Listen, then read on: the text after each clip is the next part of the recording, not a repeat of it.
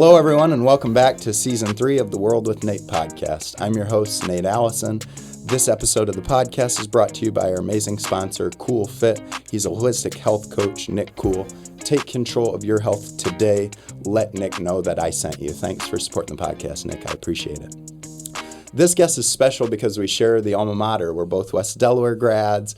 As a child, not to age you, Mitch, but I watched Mitch growing up, his career. He had a very significant career at West Delaware Wrestling. So I want to talk about some of those things. But then I sat down with Mitch in the beginning and we chatted about why I wanted to have him on the podcast. And I was blown away by your humility, the things you had to say about raising kids. I have kids younger than you, so I plan to gravitate towards that and use some of that. So thank you for coming on the podcast, Yeah, Mitch. no, it's an honor to be here. I'm pretty humbled to be here. Well, I appreciate that. Yeah. We talked about that, you know.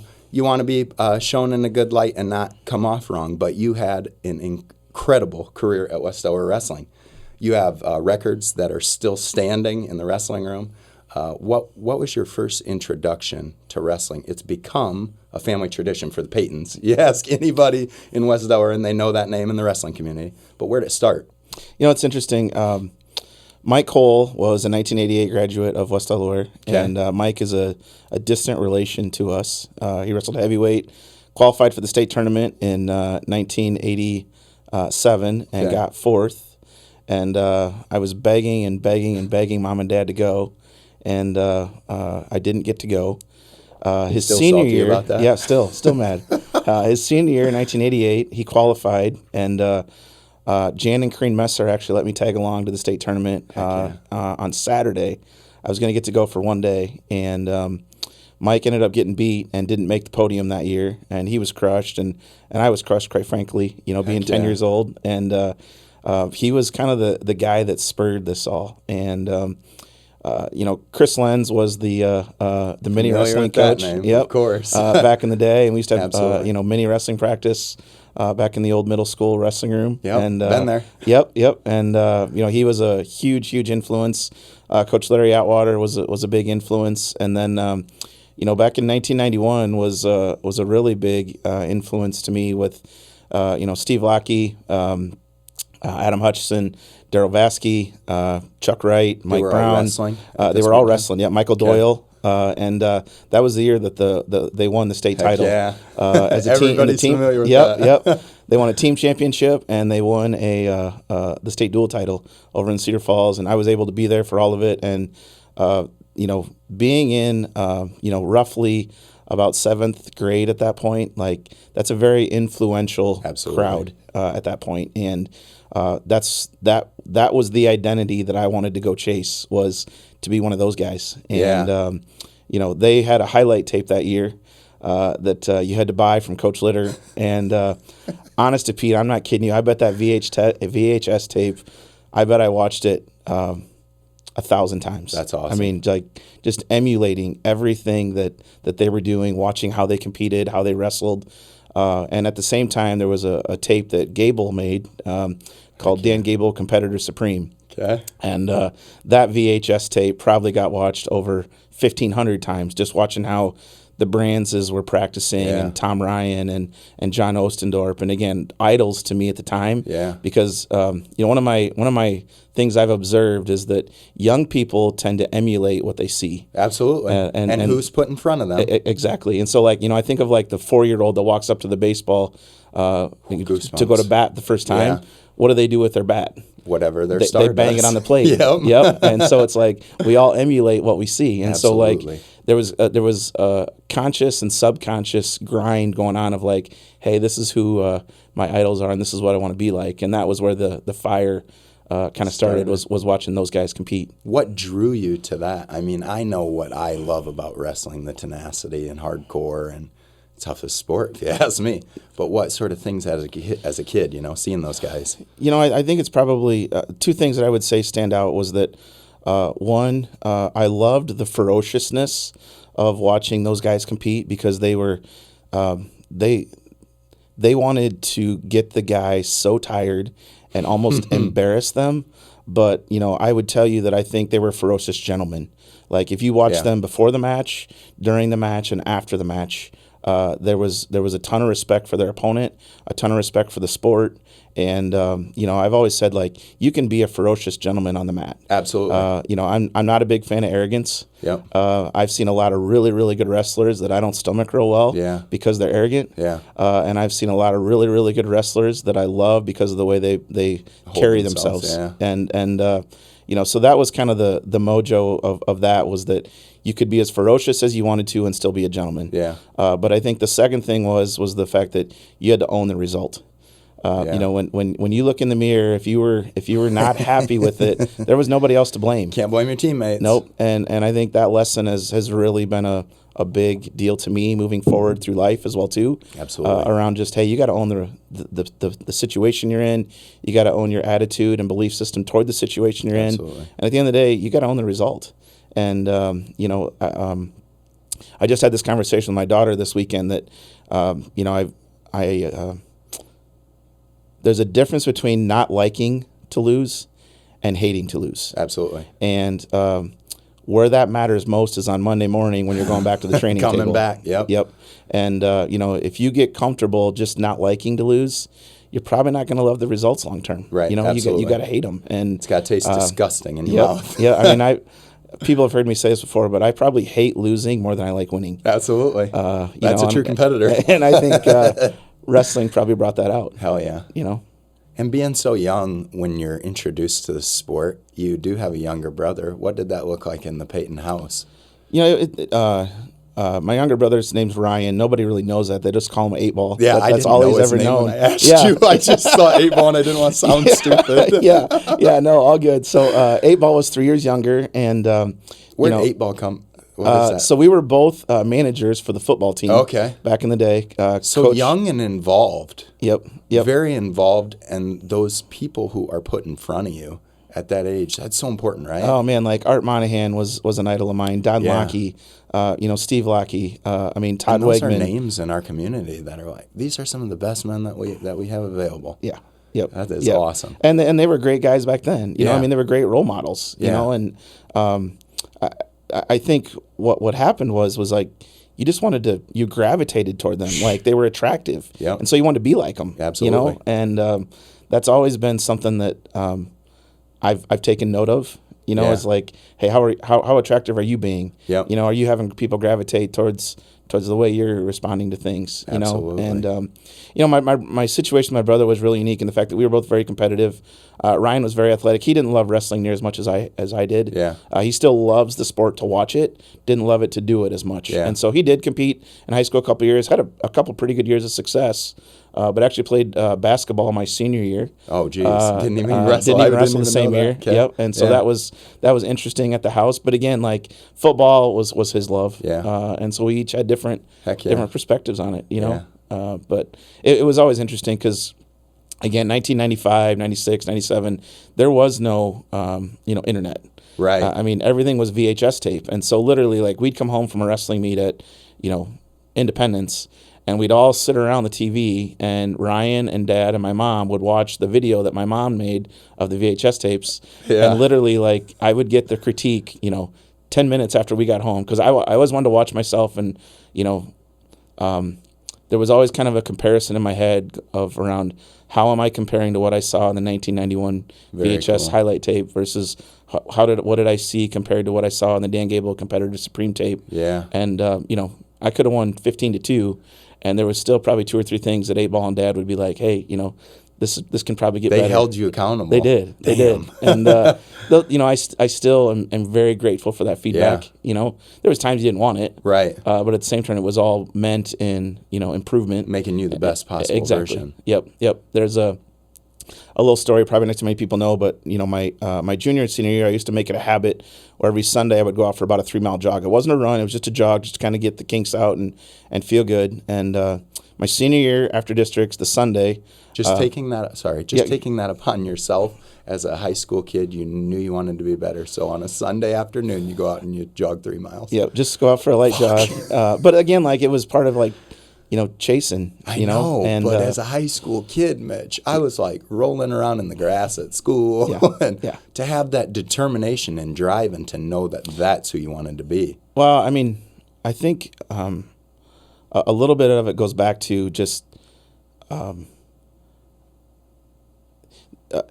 there's a story. There's always a story behind the story. Okay. But my 8th grade year, my grandpa Peyton passed away. Okay. And a very defining moment in my life was when the class casket got closed. Okay. We were at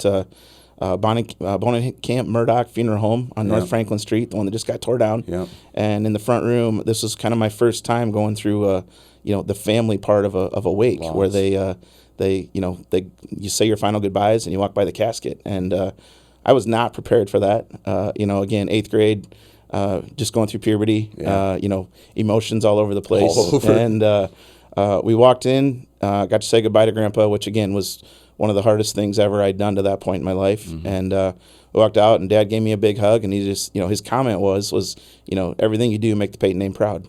And that's been a defining moment, the whole time was like, that was an expectation. Hell yeah. And that's been a driving force through a lot of decisions, through a lot of situations. It was like, hey, are you making it proud? Hell yeah. And so that was a big part of the wrestling career. I think was just making the Peyton name proud. And pride can be a tricky thing. I think it can be a motivator. I think it can be a negative to some people. Absolutely, it could be. At the same turn, it's always been a very healthy spot between my dad and I. I mean, I'm very, very grateful for that high expectation from him. Right. And it's always been healthy. It's been a ceiling that you felt like you could achieve. It's not something that's ever out of reach. It's funny. I once heard an analogy that what you can, I'm going to screw this up, but what you can reach, you may not be able to grasp. And so I think of a pull-up. Your fingertips can touch the bar, but you may not totally grasp it. Absolutely. And the reality is I don't know that I ever achieved maybe where I thought I could. I would say I had a pretty good run at trying to achieve it. Yeah. But again, you'll hear me say, I don't know if you ever made it. I think you can make it. Yeah, I love that. Even though you may think you're going to make it someday, you're just making it. Yeah, and your goals. Yeah. Yeah. Yep. And I was very diligent in my goals. I mean, I had a 3.5 by 5 baking card as a high schooler. As a high schooler, what was some of the things on there? In the mirror, there was 4 things on there. Mitch, if I could have heard this in high school, I might have had a better trajectory. Well, and again, that, I think that's been probably one of the secret sauces that I've learned is if you don't write it down and look at it on a consistent basis, it disappears. It just stays in your head. Yep. I mean, when I get to sit down and listen to people talk about their goals or some of their wishes or some of their dreams, I can tell whether or not they've written them down. Yep. Because everybody has wants in life. Yep. Everybody has dreams in life.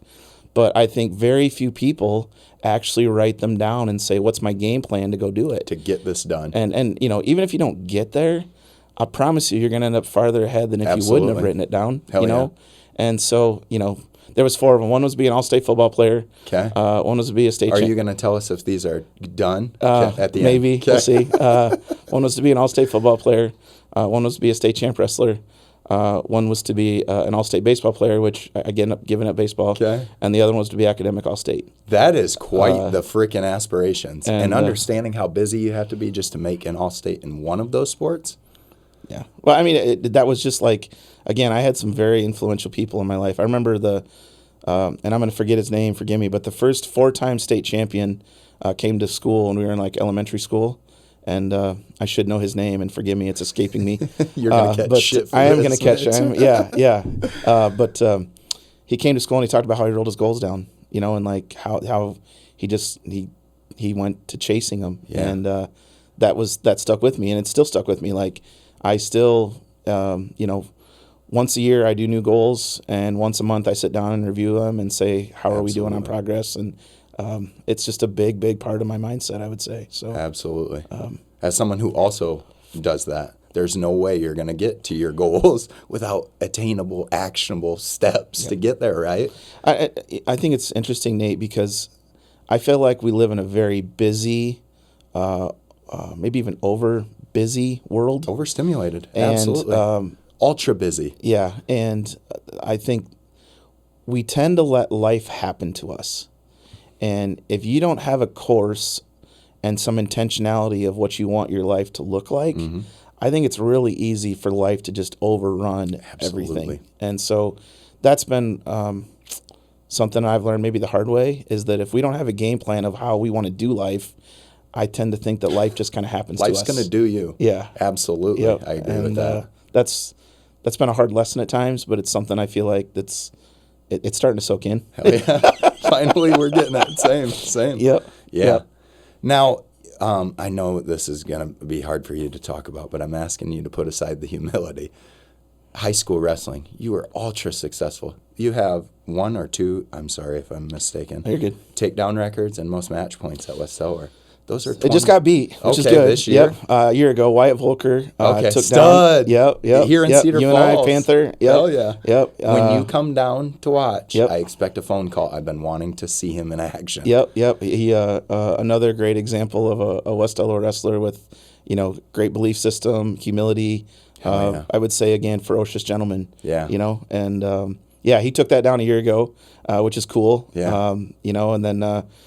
I think, I don't know. I honestly don't know. I think I still own the match points record. Okay. So takedowns was like 200 and some. I think Wyatt ended up with like 270 something. So it was a lot. But part of that mindset around that was that exhaust your opponent. Yeah, I mean, like fatigue makes cowards of us all. Yes. And I was never that great at wrestling, I would offer. I was just really, really good at getting people tired. Yeah. And, I would say an example of that people still talk about was my state finals match. I think we scored 26 or 28 or 27 points in the finals match. Okay. It was 0-0 at the end of the first period. Wow. And again, so all those points were scored in the second and third period. Yeah. And while people are gassed. Yep.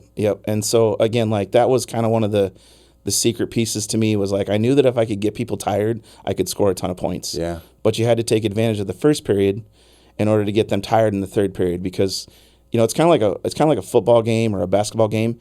Everybody will give everything they have in the last 30 seconds of a game or a football game, or even Absolutely. 3-5 minutes of a football game. Yep.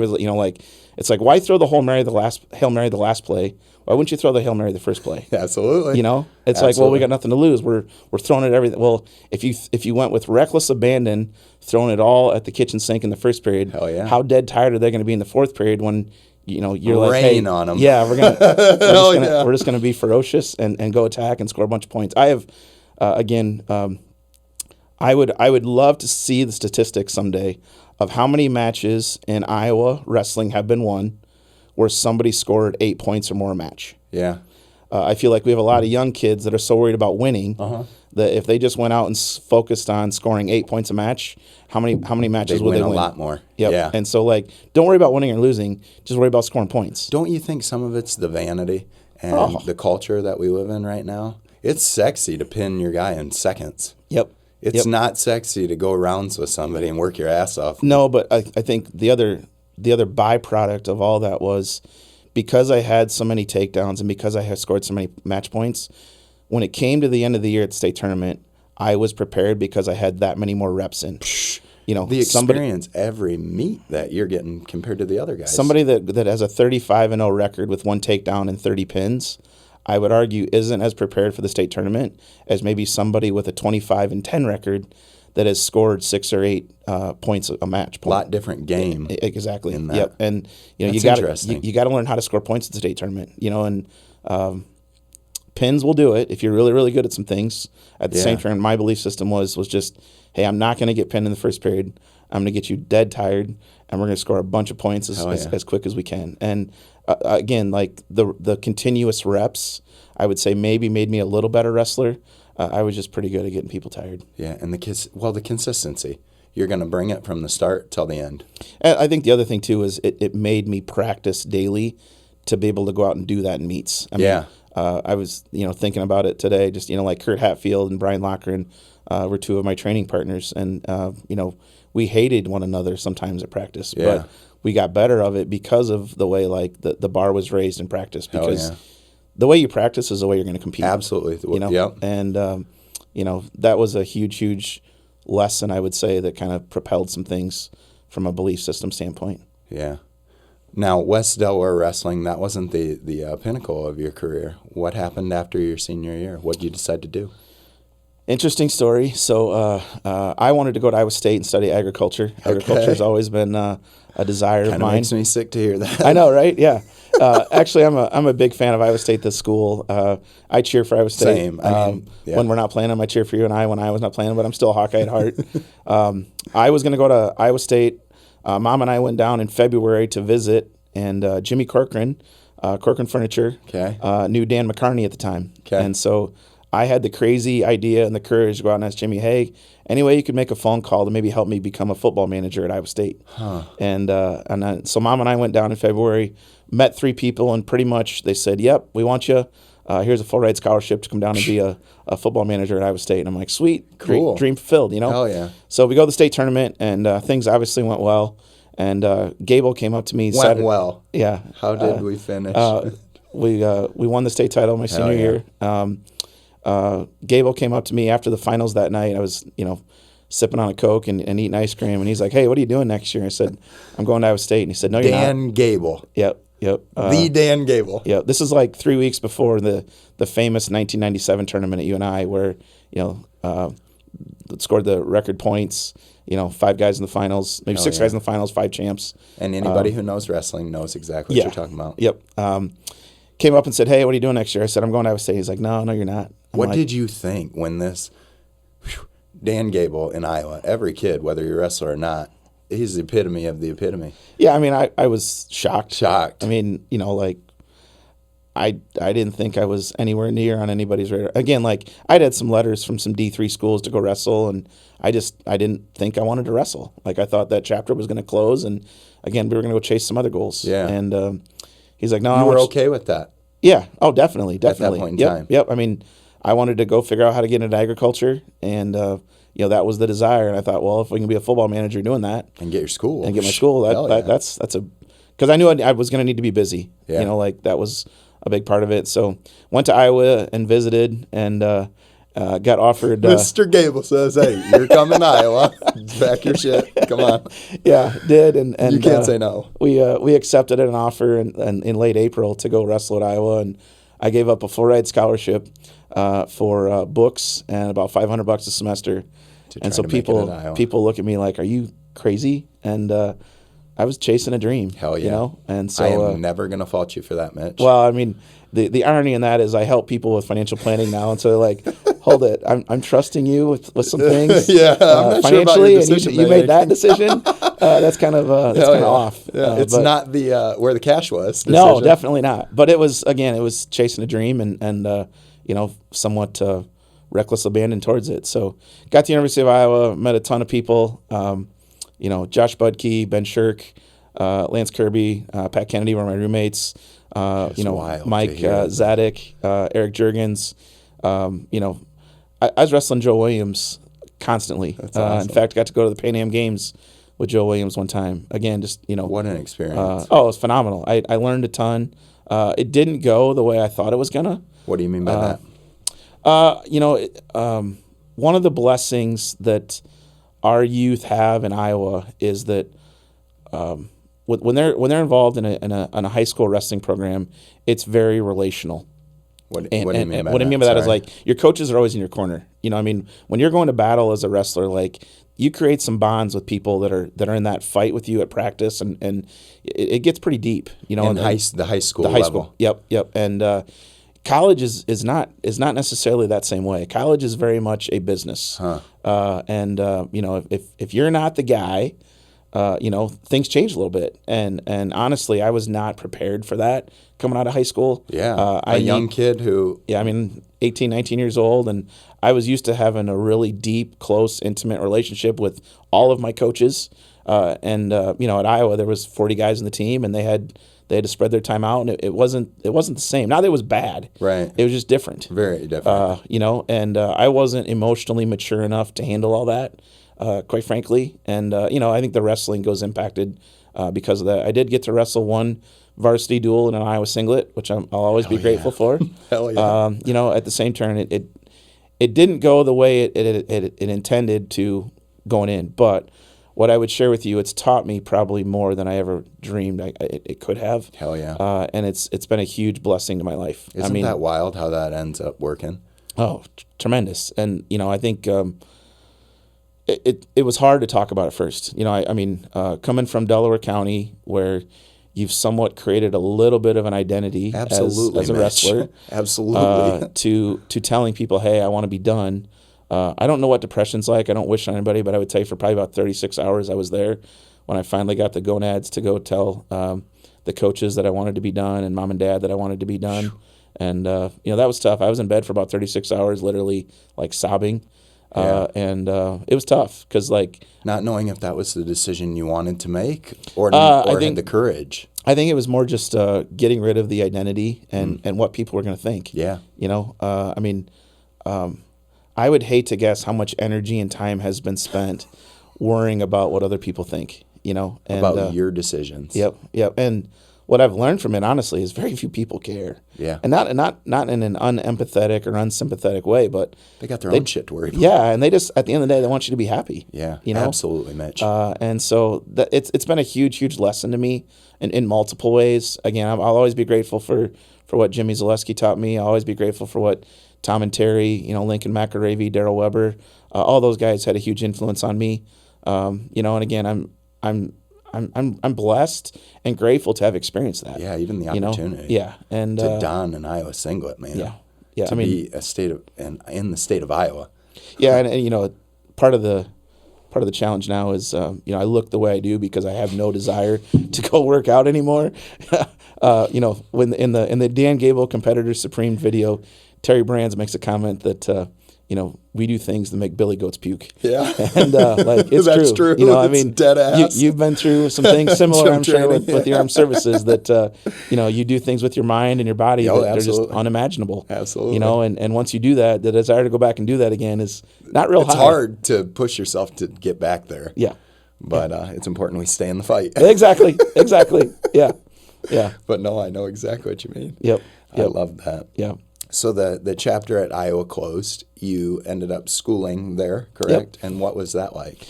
Kind of an interesting transition. Once I knew that I didn't want to wrestle anymore, the next goal was I wanted to start a trucking business. Okay. And so quit the wrestling team roughly December of 2002. And immediately started looking for a semi I wanted to buy, and so ended up working at Heartland Express that spring in the trucking industry, just to try to get some exposure and some experience. Went home that summer. We bought our first semi, and I still had a semester of school to get my degree. God bless my mom, but she wouldn't let me quit school and not get my degree. Oh yeah. And so it took me put a lot of time into it. At that point. I mean, we were a semester away, and so I moved home. Was going to school on Tuesdays and Thursdays in Iowa City. Was trucking Monday, Wednesday, Friday, Saturday. The stuff that you don't know, man. And coming back home, we ended up buying 2 more trucks. And what kind of hauling? We were doing mostly grain to Cedar Rapids, Dubuque, hauling some cattle to Omaha once in a while in Green Bay. But ended up with 3 trucks and met my wife and figured out really fast that the trucking life was probably not going to be a great gig for being a dad and being a husband. And so needed to make a change, and I always still had the entrepreneurial spirit, but got the chance to go work with my dad at Hutchison's. And again, a little bit of that pride thing coming out there. My grandpa worked there very pretty cool. much I did not know that. Your dad had a very long career. Still kind of working. Right? Yep. Still working. I thought you were retired. Yeah, no, he was gonna, and then he figured out he couldn't. So I always tell people my dad has worked over 50 years at Hutchison's. Yeah. Has never filled out an application for a job in his life. Which is cool. He just turned 70. He's still working. And honestly, it's just a big part of his identity. And he's very proud of that. He's very humbly proud of that. Yeah. He'd never tell you that. But at the same time, to sit in his dad's chair and for me to kind of get a little bit of a glimpse of what that might look like for me was great. The Hutchison family has been so good to our family.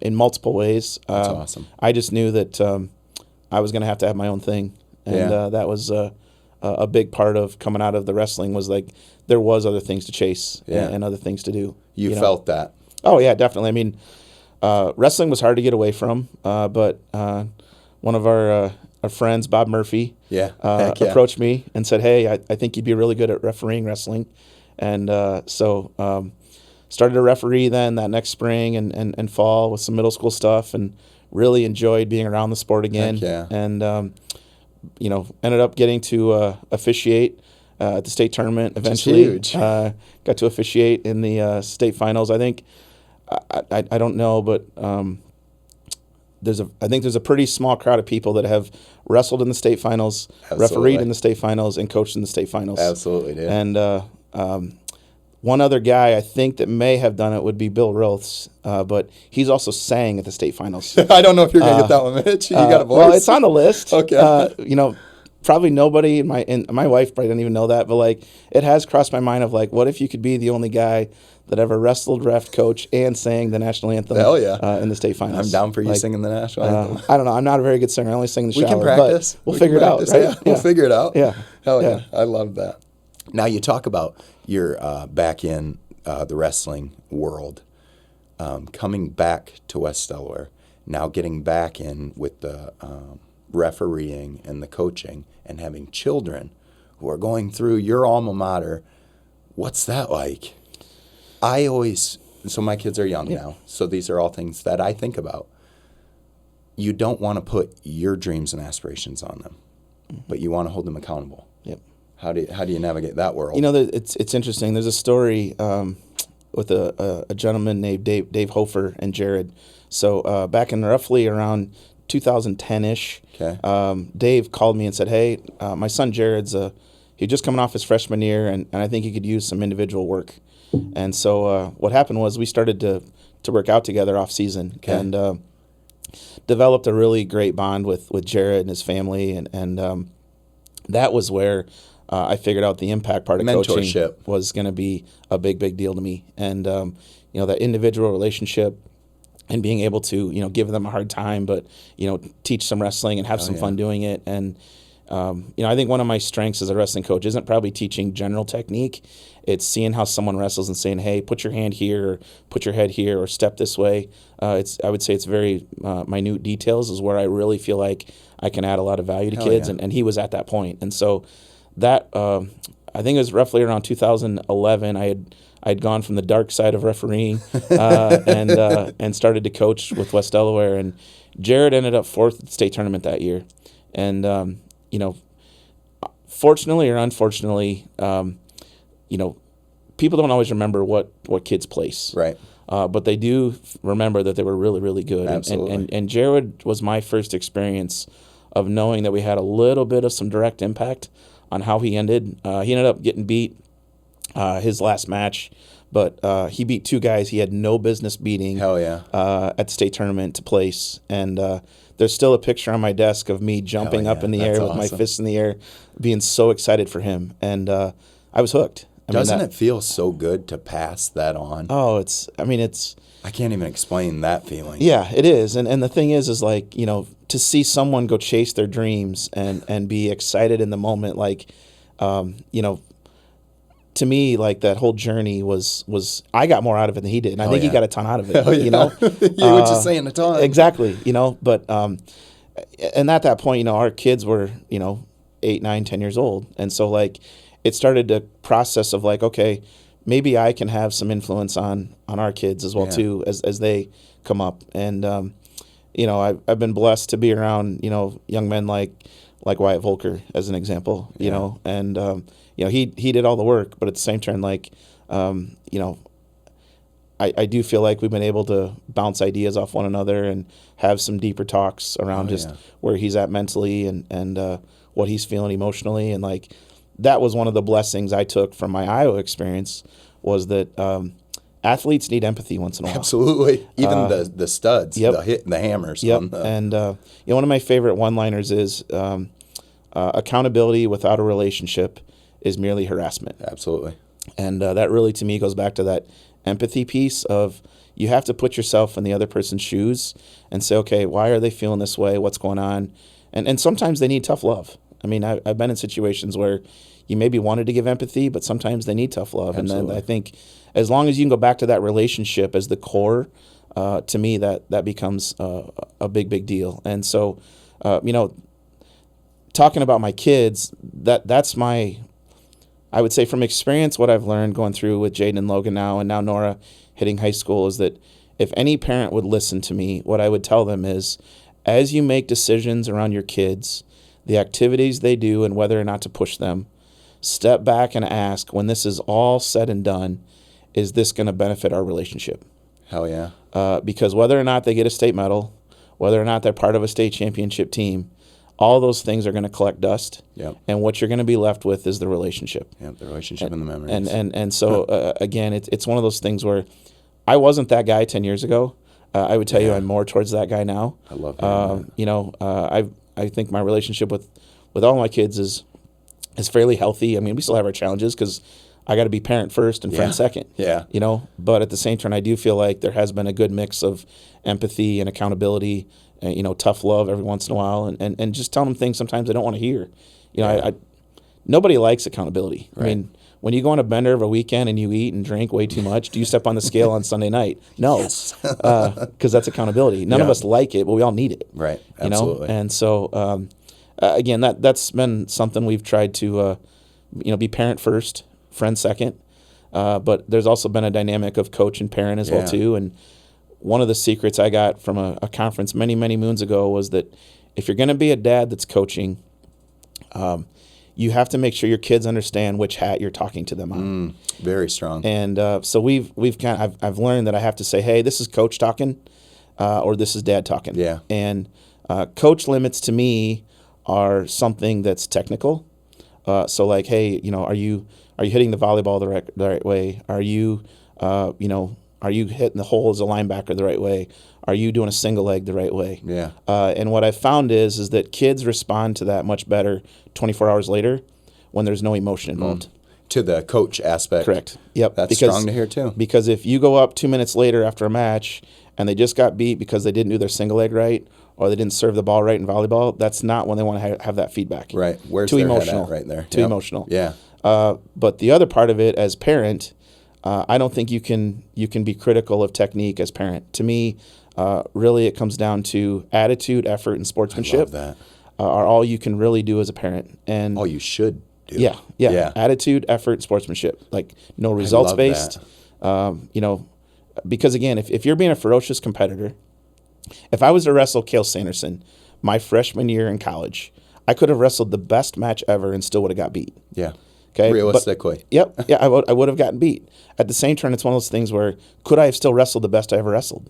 Yes, absolutely. Yeah, exactly. And so, absolutely. Again, it's one of those things where, as parents, I feel like we need to focus on attitude, effort, and sportsmanship, and let the coaches do everything else. Yep. Now, the other thing I've learned along the way is the more you can use the 24-hour rule with those things as well too, the better. Okay, that is because, a good thing for me because I like to dive in. Exactly. I'm trying to attack. But Let's again, fix like it. when you've had a poor attitude, or maybe an effort you didn't love, it's very emotional to get corrected. Immediately. Yeah. And the more you can dissipate that time of like, hey, I'm going to separate the emotions from the message I want you to hear, I think it usually gets better received. Hell yeah. One of the things I've learned the hard way as a parent, as a coach, maybe and probably most as a husband, is that I always thought communication was what you said. It's what the other person hears. Absolutely. And I've been very guilty at times of wanting to say things immediately, emotionally charged, write things immediately, emotionally charged, type things in an email, emotionally charged. And what I found is I need time to separate the emotion from the content I want. And the longer I can separate the content from the emotion, again, usually the 24-hour rule, it's a much better message. Absolutely. And it's usually received much better as well, too. I love hearing this, dude. For real. I didn't think I would be gaining so much from this, but I think these things, and they are so important to hear because I'm a passionate person. And the second I just want to correct it, I want to get it fixed.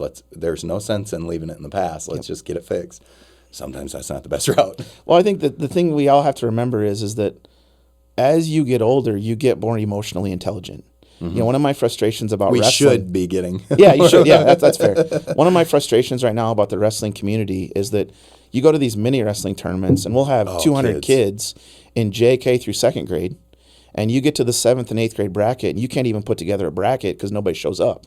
There's no involvement, you're saying? Yeah, like they've all chose to either leave the sport or, you know, they just have found other interests. And so, like, JK kids aren't emotionally intelligent enough to learn the lessons that wrestling can teach them. Absolutely. And so, they're like, there to be active. Yeah, like, it's not about winning or losing. Like, I've never, you know, Beavers was the old bar in town. Yep.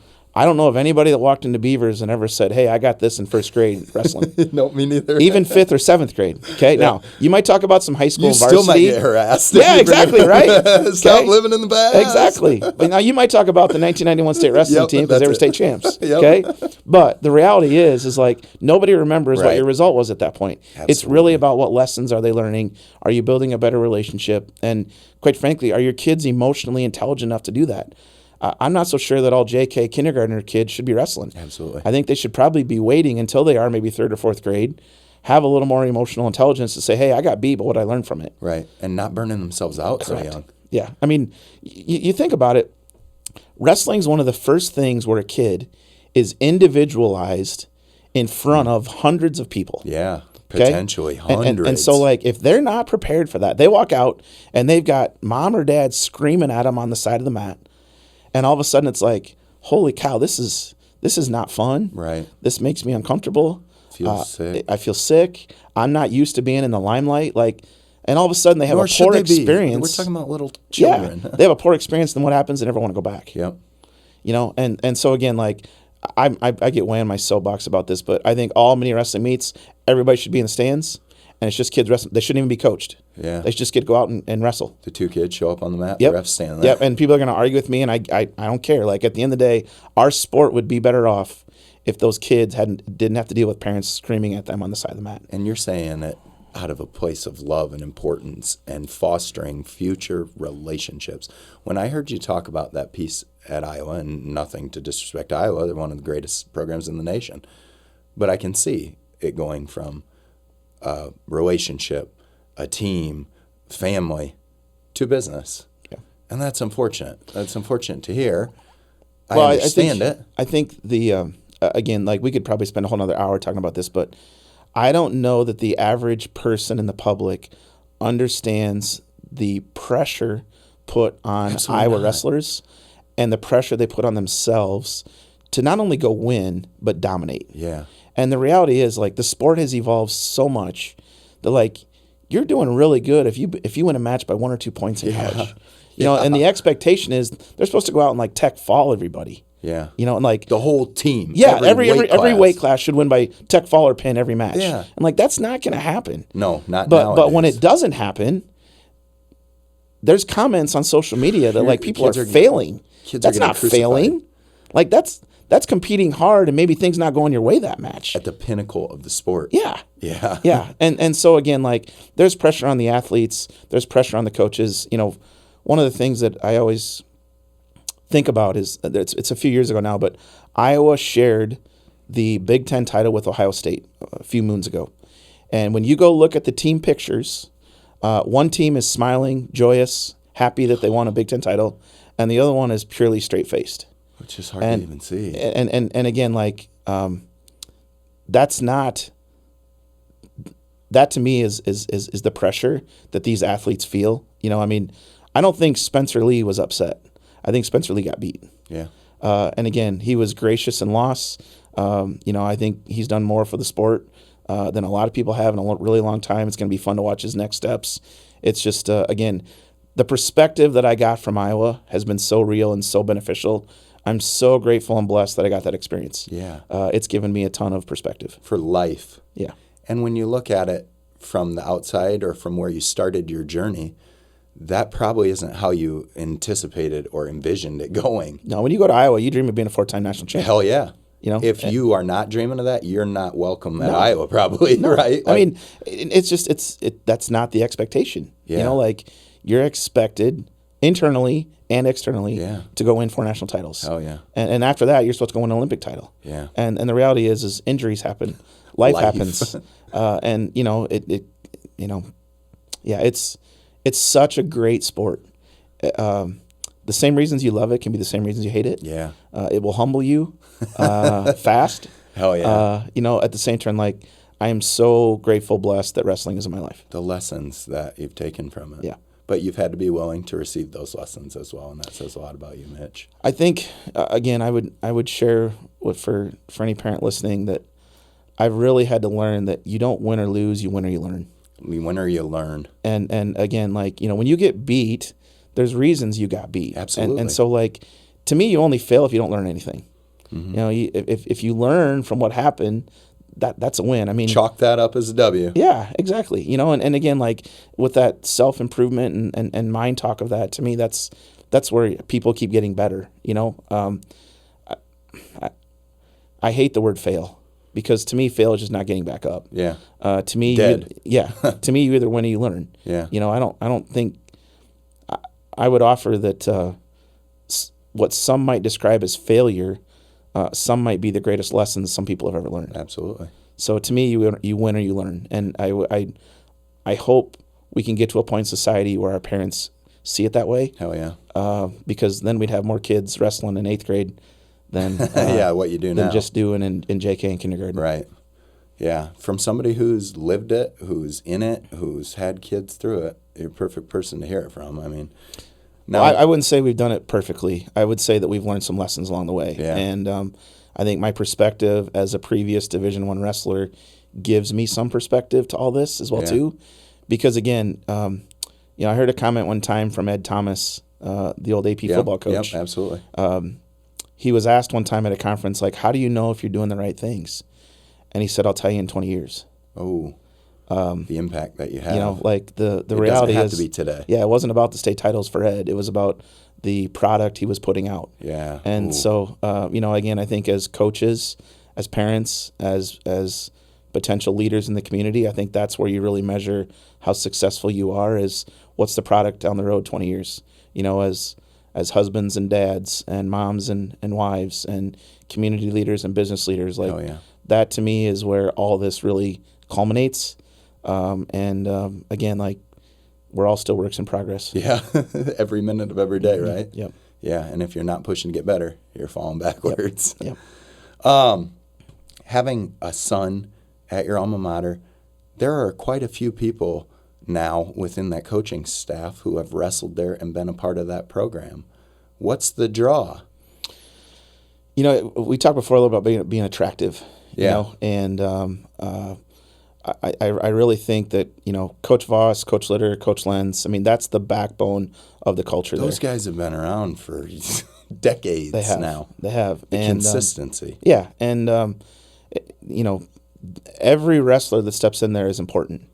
You've seen it and felt it. Oh, definitely. And I mean, I hope they feel that from me now as a volunteer assistant, is that everyone's important, because they are. Yeah. And, again, it's one of those things where, Adam Reth's back. Cody Neighbors, a transplant from Dyersville, but he loves it. Nathan Vasky's back. Yeah, Brent Lammers is back.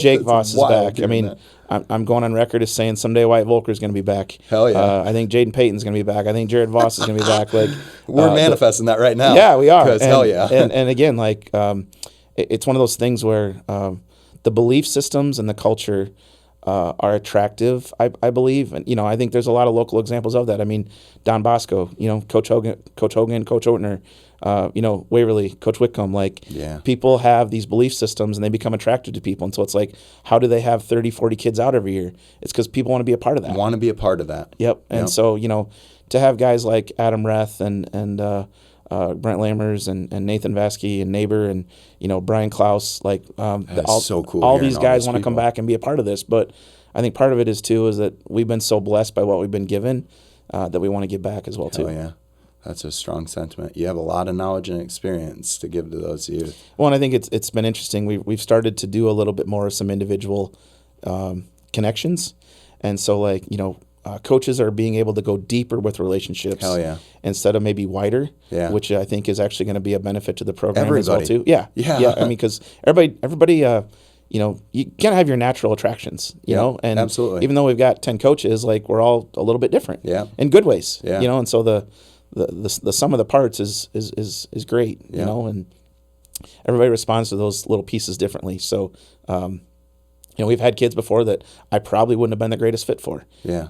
We've had others that I feel like I've connected to really well, you know, and so like, how do we take that and make it the best it can be? And the absolute beneficiary of this is the community. The type of men that program is producing and people that come into the program maybe without aspirations for themselves come through the program and they're changed people. Yep. Wrestling, whatever. But humans and good humans, that's what I'm about. Well, I mean, again, like, we've, there's a young man this year, Brady Shaw, that, never got his shot, wrestled 4 years. And, we had our banquet a couple weeks ago, and each senior does a deer wrestling letter. Wow. And that's it's cool. It's really cool. Yeah. And so to hear Brady talk about the impact that wrestling's had on him, again, never even getting to be a varsity wrestler. He's wrestling some varsity matches, but, just phenomenal. That is awesome. And to me, that's what this thing's about, is how much impact can we have on the trajectory of their lives, their belief systems, the way they think about themselves, winning and learning. Yeah. To me, like that's the Ed Thomas piece in all this is, how much did we change their trajectory back here in high school so that 20 years from now they're 3 times greater than they ever would have been. And maybe wrestling has nothing to do with it. Yep. Maybe it's a successful father. Correct. Great friend in the community. Yep. Yeah, I love it, dude. I freaking love it. Yeah. And it's so exciting to see it happening at my alma mater. Yeah. I'm like jealously awesome We're blessed. about it. We're blessed, that's for sure. Hell yeah. Yep. So you mentioned you went to Iowa, or you were thinking about going to Iowa State and doing the farming thing, and then you decided to go to Iowa and studied there. It's kind of come full circle. You've started a project in our hometown. Speak about that legacy. Yeah, so Legacy Cattle Company was born Jaden's 4th grade year. Okay, so Jaden is your Jaden oldest is my son. oldest son. He's 20. Logan also is 19. Had an amazing wrestling career at Iowa. Sustained a significant injury and came back and wrestled his ass off. Yep. Has a really cool story. Very, very proud of his resiliency and how he responded. Jaden's the oldest. Logan is my next one. He's a senior this year. Nora is my daughter. That's a freshman, and then Jack is our 4th grader. Okay. And so, 4th grade, we're somewhere, and I don't even know where we're at. But I'm talking to Mike Lockey, and he's like, "Hey, you should probably try showing cattle sometime." I'm like, just on a whim, kind of, sort of, yeah, to kind of get your kids involved. Okay. And so I'm like, "Are you serious?" He's like, "Yeah, like let's figure this out." So we buy a steer for Jaden. It's a shorthorn steer. And he ends up in the show ring at fair underneath the calf, and my mom is like losing her crap, Now, your thought process when he says this, it's like, oh, it'll be good responsibility, or what was going through your head? I don't know. I mean, honestly, like, I'm like, sure, like, what the heck? And I knew that. I've always had an admiration for showing livestock and the livestock industry. Hell and just farmers and work. The work ethic and the discipline.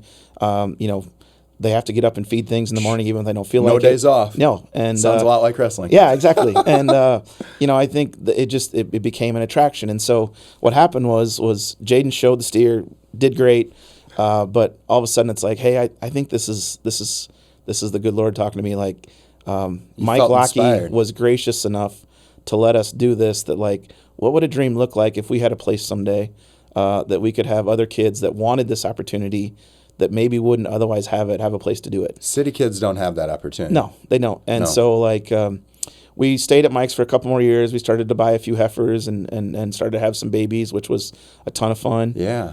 And your kids are experiencing all this for the first time. Yep. Yeah, we're learning as a family. Because you're city people. Yeah, we live 2 blocks from the or a block from the city swimming pool. Like, and we are in town. We are in town. And so like this was a far reach. We knew nothing. I mean, I knew how to show pigs from high school, but like I didn't know squat. And so like we're going to schools, to like learn how to fit cattle, how to grow hair, and like literally just submerging ourselves in this. We don't know what we don't know, And so like honestly, looking back, I think it was great for my kids because they saw me and mostly me, but me and Mom being uncomfortable. Hell yeah. And having to just figure it out. Hell yeah.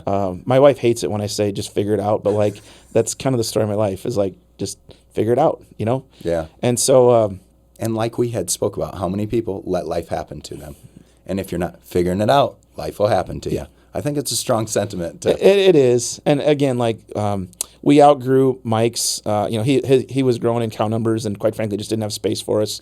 His family had 4 kids showing. And so we made a move to Winthrop to Ben and Amy Reck's place. Okay. And that was about a 25-minute drive from our house to their house. So we were doing that, multiple times a day just to kind of do this. And it worked out great. It was awesome. And then we finally had the opportunity. Doug and Denise Bishop had a barn that we could get back to Manchester. Yeah. And so we were there for about 2 years. And then about 2 years ago, we finally got the courage to go build this barn out on Highway 13. And, we're down to about 40 females now running around the place. But we have my 3 youngest kids are all showing cattle. And then we have 5 other kids in the barn that are showing cattle. And so they're getting an opportunity to be involved with 4-H. Yep, 4-H FFA. Yeah. Yep, and so like they all bought their calves last September. They're all on a schedule that they've got to feed. They buy their calves. Yep. They buy what their calves. What a freaking responsibility. They got to pay for their feed. And again, like it's just been a huge learning opportunity for all of us, and we haven't had cable TV at our house. Hell yeah. I love that. Because Same. like we've always had things to do at the farm. Too busy. Yep. And it's been a huge blessing because that's been a huge connection between myself and the kids as well too. Ange has been super supportive of this dream, and it's just I get emotional talking about it because last year we took a picture of all the kids in the barn and my kids at the end of the fair, and it's amazing. It was really cool. That's just wild to me because were there other people who have this set up and are doing this? I mean, I'm sure there is. Like Mike Gall and Matt Gall have done it with some pigs up in Edgewood for some families, and so. But on the scale and incorporating this many people, probably not. I mean, it's a wild I don't dream. know, but it's crazy. But like again, one of the again bigger speeches, I guess, or conversation I had one time is the guy that hired me back in the day for my career path now told me that there's really usually 3 eyes that people chase when they're choosing their career. Okay. And the first one is usually there's a draw to the income potential. Okay. So like money.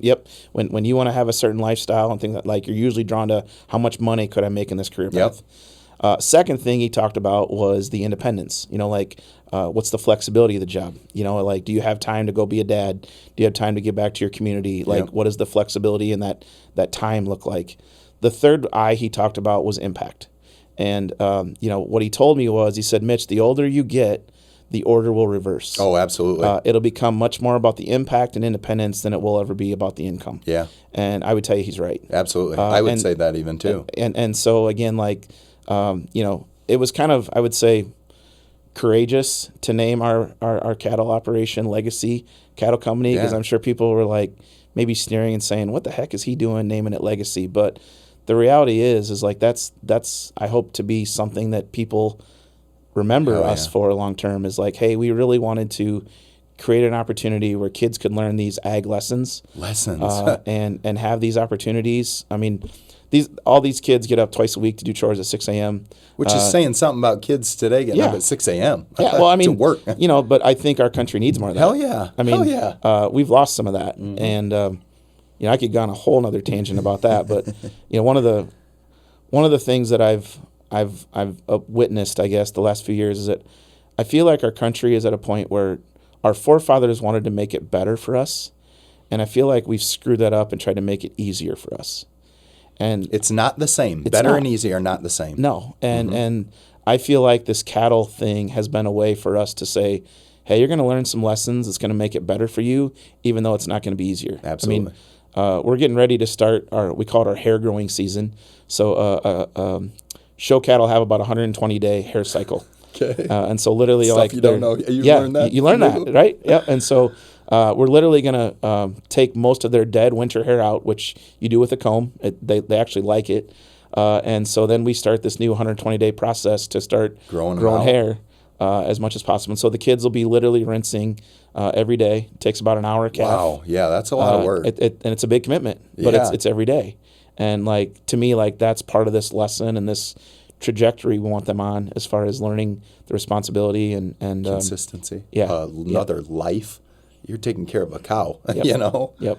It's Yep. awesome if you ask me, the responsibility piece. We absolutely need more of that in Yeah. today's society. Yeah. So it's been a huge blessing. I mean, I'm very grateful. My wife has been supportive of it. Yeah. It's been one of the bigger blessings in our life, I would tell you, just from a family component, from an impact component. I love the cattle. It's my bag of golf clubs. Hell yeah. Yeah. Hell yeah. You don't need to golf when you got all those No, cows exactly. to take care of. Yeah. Is there anything else cooking? What's the future look like? What would ideal for legacy be? You know, I don't know. I mean, there's crazy thoughts yet of like, you know, I have been approached at times about running for mayor.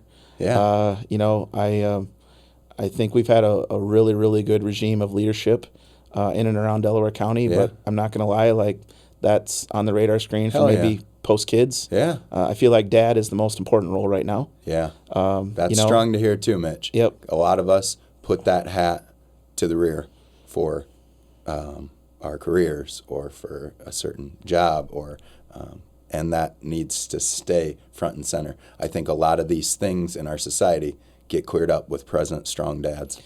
I couldn't agree more. I mean, you know, we've mentioned and talked about the fact that, you know, I love the Jim Collins beginning with the end in mind concept. And I also love the, you know, Simon Sinek start with why. Yeah, absolutely. And, you know, both of those things lead me back to, like, in a really sick, twisted way, I think a lot and very often about what are people going to say about me when they walk by my casket.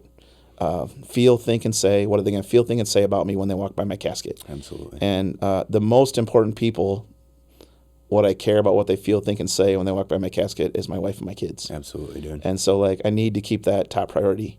At the same turn, you know, is there other ways that we can influence others to where you're, you know, giving them positive, you know, momentum. Being a multiplier. Hell yeah. Yep. I mean, don't be an addition, be a multiplier. Absolutely. You know, and what's that look like? We're trying to grow leaders, not followers, right? Yep.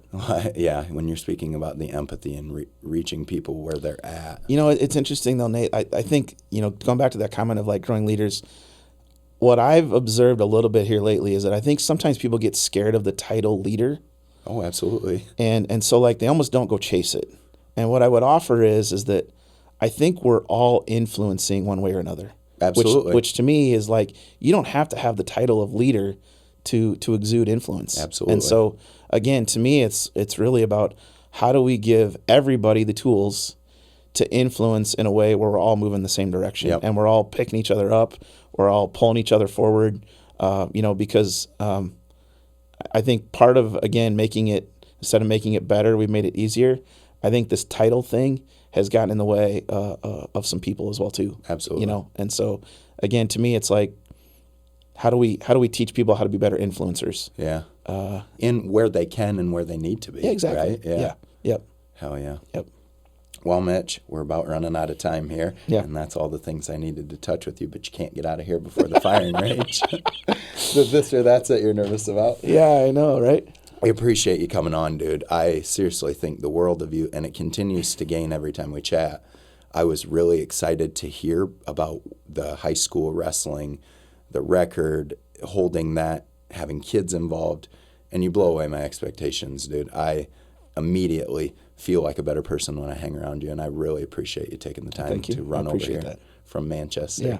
Hell yeah. Yeah. All right.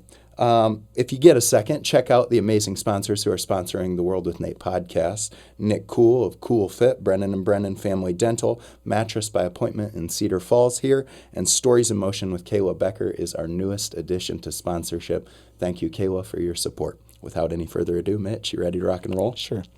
So the first one is, are you taking chores or are you doing desk work? Chores. Bargain buy or top shelf? Bargain buy. Are you going to talk or are you a listener? Ooh. Your wife may disagree. Yeah, she would say talker. Good food or good drinks? Oh, definitely good food. Are you a learner or teacher? Learner first. They're going to get tough. Are you taking wrestling or football? Doing football, watching wrestling. Single leg takedown or a double leg? What's your go-to? Single leg. I know. I love that you knew. Yeah. Early morning or late nights? Oh, early morning. Are you going to see the future or change your past? Oh, totally see the future. Hell yeah. And the last one for today, are you taking the Hawks, the Hawkeyes, or the Co-Hawks? I'll go the general theme of Hawks for WD Hawks and NIL Hawks. I love it. Thank you for your time today, Mitch. Thank you. I appreciate it. Thanks for running over from the alma mater. Yeah, all good. Awesome.